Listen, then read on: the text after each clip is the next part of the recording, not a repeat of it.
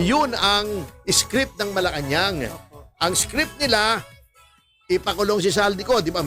Yun ang unang-unang winarant eh. Wala pa namang nai-issue ng warrant na kongresista o dating kongresista, kundi si Saldico. Yung nagtimbog sa kanila, nagbuking sa kanila, yung whistleblower, yun pang unang-una nila. Oo, yan. Ikulong si Saldico at gawing isang fugitive para makontrol din nila kung sakasakali. Oo. Yung mga diskaya, hindi tinanggap sa witness protection. Si Gutesa, sinisiraan. Pati si Leviste ngayon, sinisiraan lahat ng naglabas ng ebidensya na nagtuturo sa Malacanang at sa First Lady at kay Martin Romualdez at kay Sandro Marcos. Sinisiraan nila at gagiting na natin. Magbabalik tanaw tayo sa the year that was pagdating doon sa flood control sapagkat pilit na nililihis kung saan-saan ang usapan. Oo. Bumalik tayo sa flood control at tingnan natin yung analysis. Napakagandang analysis ito na inilatag ng ating kaibigan, dating secretary, yan, dating congressman, walang iba kundi ang poging-poging si Mike Defensor. Wow. Yan. Oo. Kasi sabi niya sa kanyang Facebook post na eto napakaganda ha, walang politika to, very objective ito na analysis sa mga events that transpired doon sa flood control, yung tinatawag na floodgate, flood control scandal. Oo, sapagkat sabi kasi niya noong sasabog na yan, parang inunahan na ni Pangulong Marcos at sinabing mahiya naman kayo. Oo, kasi parang hindi na maitatago eh. Hindi na kaya. Oo, hindi na kaya. So, pinangunahan niya at dahil nauna siya, alam niya sa PR ganyan yan eh. Pag nauna ka, sasabihin, kanya yung credit. Oo, hindi. Not only kanya yung credit, ikaw magkocontrol ng narrative. So, he tried to control the narrative. Yun lang. Oo, ang sinabi niya, bilyon-bilyong pisong nawala sa flood control, mahiya naman kayo, at ang pinalalabas nila, ang mastermind ay si Zaldico. Ayun. At ang pagpapahayag ng Pangulo na mahiya naman kayo at pag-iimbestiga ay gusto nilang palabasin na ang pamahalaan ay naglilinis ng bakuran. They're cleaning their own mess. Opo. Ang nangyari naman ay mabigat. Meron silang hindi na control. Unang-una, si Marcoleta ang naging chairman ng Blue Ribbon Committee. Kaya nung medyo lumilihis na sa storya, ay tinanggal naman nila si Marcoleta at ipinalit ay isang tao nila, si Ping Lacson, na kita mo naman ay hindi pa nag-uumpisa ang investigasyon, may conclusion na siya sa kung sinong credible, sinong hindi credible. Ang script nga nila, si Saldico at mga contractors at mga district engineer.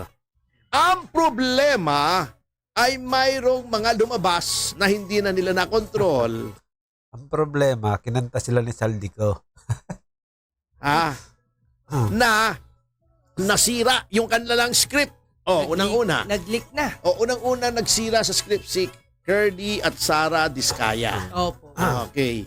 Na sinabing wala silang nakausap na mga congressman at contractor na hindi sinasabing si Speaker Romualdez at si Saldico ang humihingi ng kickback. Okay. Yon. Bagamat sinabi, katulad ng paulit-ulit nating tinatalakay dito na ang mga Diskaya hindi directly, they did not deal directly with Martin Romualdez. Yun ang laging sinasabi. Mukhang bibig na nila. Kasama Opo. si Martin Romualdez sa 25%. Pagkatapos, may lumabas pa na hindi rin nila inaasahan. Unang-una, si Gutesa na sinabing nagde-deliver ng male-maleta na pera. 48 million isang maleta, di ba? Etc. Sa bahay mismo ni Martin Romualdez. Hindi nila inaasahan yon. Which corroborates yung sinasabi ng mag-asawang Diskaya na may kinalaman si Martin Romualdez. Corroborative yun from two different sources. Okay, di ba? Lumabas din si Marvin Rillo. Opo. Ito, siga ito eh. Bakit? Kaya tawag sa niya siga Rillo. Ah. Ayos ah. Oo. Mm. Na sinabi niyang na yung aide niya na si Bogs Magalong ay ang bagman at madalas gamitin ang pangalan ni Speaker Romualdez. Oo, at itinuro pa ang ilang mambabatas katulad ni Roman Romulo, Opo. Patrick Michael Vargas, Arjo Atayde. Kasama daw ang amang si Art Atayde, si Jojo Ang ng Uswag Ilonggo at Nicky Briones ng AKAP. At nasangkot na rin ang iba pang mambabatas na si Marcy Chodoro, Florida Robes, Eliandro Madrona, Benjamin Agarao, Bem Noel, Dean Asistio at Maria Victoria Copilar. Yan, oo. Ito ay bukod pa doon sa pagka-under oath ni Sergeant Orly Gutesa. Na mali-maleta ang dinedeliver. Regular. So, di nung kakagulo, no? Opo. Napalitan na nga si Marcoleta. Kinokontrol pa nila. Ang hindi nila inaasahan ay si Saldico na patuloy nilang iniipit na gusto sana nila na ito ang umako ng lahat ng kasalanan ay biglang nagsalita. Ala. Nung maramdaman niya na ilalaglag siya, Ilalaglag siya. oo, ay sinabi niya, number one, si Pangulong Marcos ang nag-utos ng 100 billion na insertion Ala. dahil may 25% itong kickback. Again, hindi natin sinasabing totoo. Pero ito mga aligasyon. Oo. Inamin na may personal delivery ng 1 billion in cash at may tara. Tara, yung parang kota na 2 billion kada buwan para sa Pangulo. O tama, yung sinasabing 25 billion na kickback sa 100 billion kasi kung 2 billion a month, 24 billion a year. At yung 1 billion palang dineliver ay mukhang paunang bayad, sabi ni Zaldico. Okay. Nasangkot na rin si First Lady. Opo. Meron daw ibinigay sa customs ng 11 billion na kaugnay sa sugar importation kay First Lady. Sabi lang yan, sinabi lang niya naman ha. Opo. Hindi natin sinasabing totoo. Ha? At mayroon daw sindikato ng smuggling sa sibuyas at bigas, Ah, yes. Opo. sigarilyas at mani, sitaw, pataw, patane. Hindi mo kasama sibuyas at Nangyari bigas yun. lang ha. Baka maniwala sila. Pati sigarilyas at Hindi pa mani. bahay kubo yan. Hindi pa. Hindi pa bahay kubo. Opo, hindi pa. Oo, mabigat. Oo, pero mabigat ha. Mabigat na yun. Ano ito? Bahay buko. Hindi kubo. Nabuko sila eh. Bahay. Nabuko ni Saldico. Oh, wow. Okay. Oo. Ngayon, siniwalat na rin ni Saldico na 51 billion ang insertion ni Ferdinand Alexander na mas kilala sa pangalang Sandro Marcos. Wow. Ngayon, nasira din ang script ni Pangulong Marcos sapagkat sinabi ni Saldico na yung salaysay ni Yusek Bernardo na ang delivery ay 25 billion, ang total palang delivery ay 52 billion. Billion ang Ala. pinag-uusapan natin Opo. dito ay hindi milyon. Ha? Pag ini-imagine ko, hindi ko ma-imagine gaano kalaki itong peran to eh. Opo. Hanggang milyon lang tayo eh. Ayun. At hanggang milyon, ano lang, pa konti-konti lang. Oo. Ito, bilyon na ito. Imagine ang 1 bilyon ay 1,000 milyon. Grabe. Oh, imagine mo kung gaano karami yung 52 billion. That's 52,000 million. Wow. Yung bundle na 1 milyon na ganyan, kalaki. 52,000 nun. Grabe. 52,000 nun. Ganong karaming kwarta. Lang yan. Oh. Kasi ang script ng administrasyon ay si Saldico ang mastermind. Yun. Talaga. Paano doon? Ang mga kabo, kumbaga sa wedding, yung mga enforcer ay si Yusek Bobby Bernardo. Oo, si Yusek Cathy Cabral. At eto pa ang mabigat sa ginagawa ng administrasyon para malihis kay Pangulong Marcos, kay Ferdinand Martin Romualdez, kay Sandro Marcos, at saka kay First Lady, yung mga alam nila. Kasi nagpe-prepare na yan eh. Obvious naman eh. Kasi nakikita naman natin yung sinisiwalat ni Representative Leviste na yun ang panunuhol na inumpisahan na ng tigda 2 milyon. Pasko pa lamang yun ha. Tig 2 milyon. Ay para sa impeachment yan. At para yung impeachment ay maging liyamado sila pagdating sa Senado kasi sigurado na yan eh. Opo. Sa Kongreso. Marami dyan, may mukhang pera eh. Sa Kongreso. Ang mga tinaharget naman nila, kita mo yung alam nila na anti-impeachment, si Chis Escudero, si Jinggoy.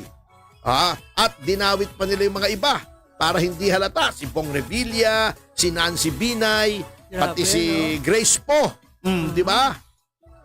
Ngayon, pinalabas din nila si Henry Alcantara. Oo, na nagsole ng 181 million. Binibili ang witness protection kaya hindi walang restitution eh. Ang witness protection kasi nga lalabas diyan unang-una mabibili mo yung protection mo. Number 2, source of corruption yan eh, negotiation yan eh. Grabe, Okay. Nasa WPP na tong si Henry Alcantara. Lahat ng, sabihin mo, ituro mo yan. Ituturo niyan, siyempre. Under na siya. Kasama pa, ito yung mga maliliit na isda na kayang-kaya nilang kontrolin. Si Bryce Hernandez. Di ba? Opo. Meron daw mga conversations with Joel Villanueva and Jinggoy Estrada. Ito, nagsoli rin ng Lamborghini at GMC. Hindi ko nga maalaman, kaya ngayon restitution, yan may problema yan. Problematic talaga yan. Ito pa.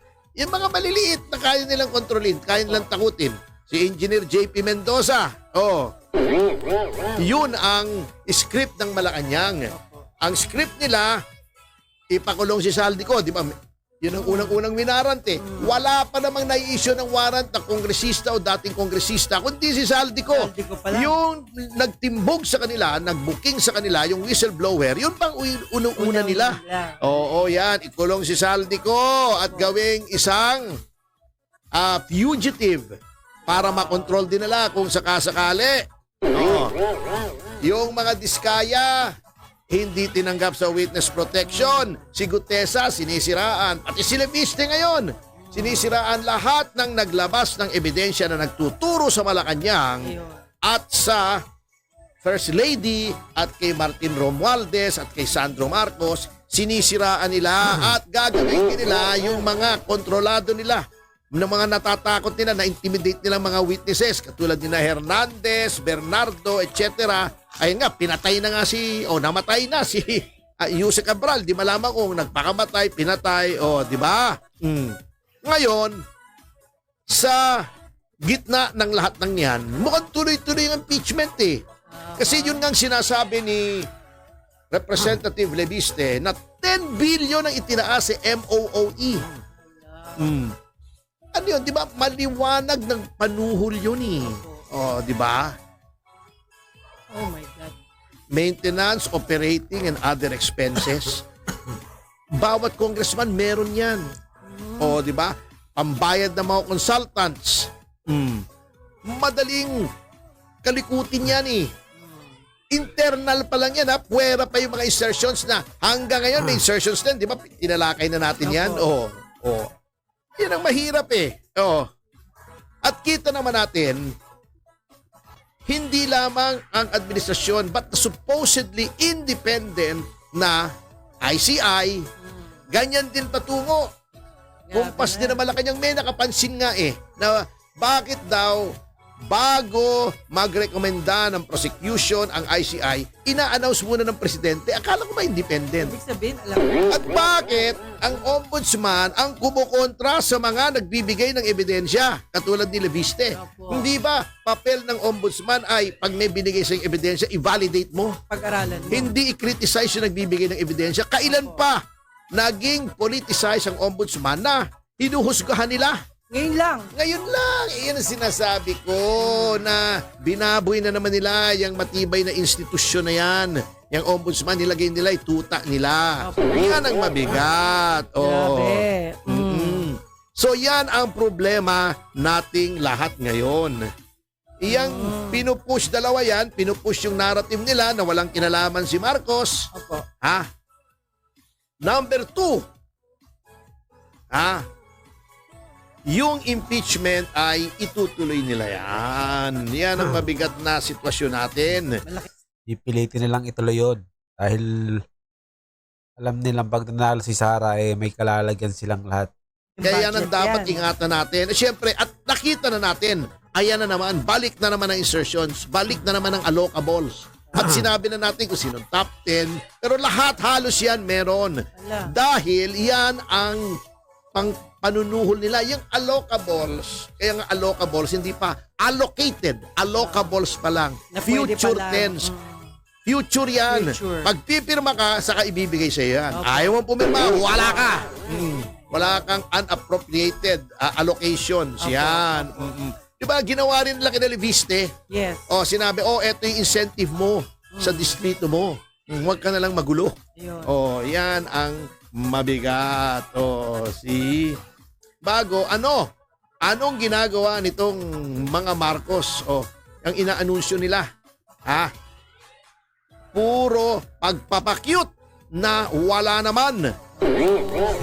Puro salita lamang. Katulad nito. Nanawagan si Pangulong Marcos noong bagong taon.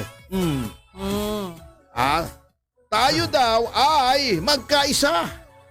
Paano tayo magkaisa kung inuusig mo ang mga kalaban? Paano tayo magkakaisa kung pinilipit mo ang isang taong kamoting kahoy, gagawin mong ombudsman, yung ICI, gumawa ka ng ICI ay hindi naman pala independent, pero na namang yung isinusuka ng taong bayan na unappropriated allocations or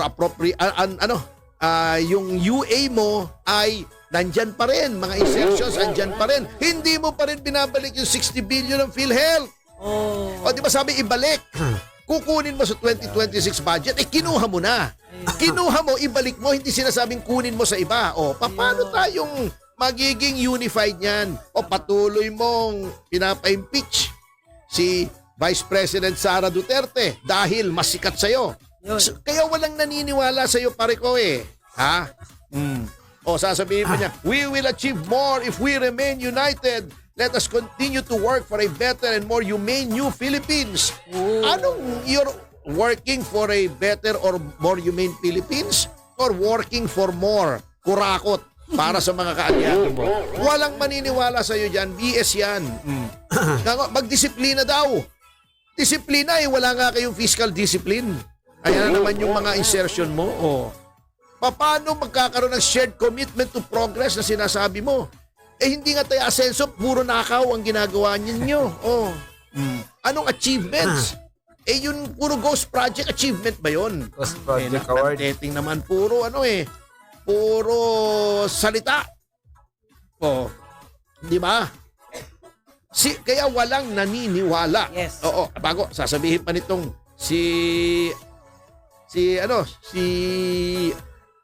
nuclear bomb. The only. The one and only. Ang presidente hindi bumiyahe, nagtatrabaho. May utang na loob namin yun. Hindi ba kaya nga natin siya sinisweldohan para magtrabaho? Utang na loob natin, hindi daw bumiyahe ang presidente. Nagtrabaho daw. Trabaho lang. Abay, dapat lang. Ikaw ang presidente. Tignan mo yung budget na puro insertions. Palagay ko naman. Tingnan natin kung may i-veto siya. Dati, sa trilyon-trilyon, bibinito siyang 24 billion. Binawasan. Sa daan-daang bilyon.